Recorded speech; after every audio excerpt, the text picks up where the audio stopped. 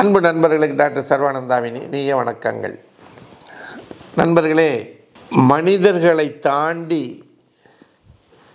விலங்குகளுக்கு, பறவைகளுக்கு ஏற்படக்கூடிய நோய்களுக்கு நாம் ஹோமியோபதி மூலமாக எப்படி சிகிச்சை அளிக்கலாம், என்ன மருந்தை கொடுக்கலான்னு நம்ம சொல்ல ஆரம்பிச்சிருக்கிறோம். இது 2வது வாரம் என்று நினைக்கின்றேன்.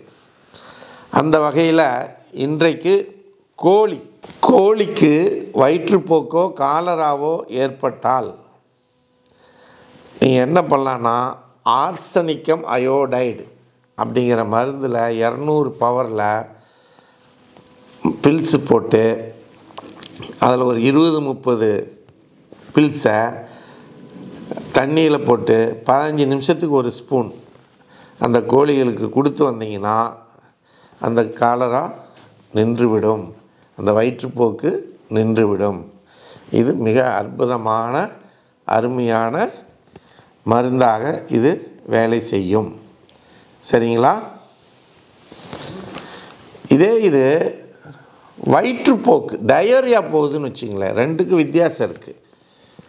முன்னால் சொன்னது காலரா கண்டினியூஸாக அப்படி ஊற்றிக்கிட்டே இருக்கும், நிற்கவே நிற்காது, கோழி சோர்ந்து போயிடும்.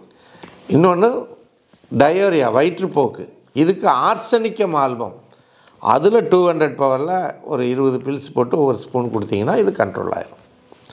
சரிங்களா? கோழிகளுக்கு காலராவோ வயிற்றுப்போக்கோ இருந்தால் இந்த ஆர்சனிக்கம் அயோடைடையோ அல்லது ஆர்சனிக்கம் ஆல்பத்தையோ நீங்கள் பயன்படுத்தலாம்.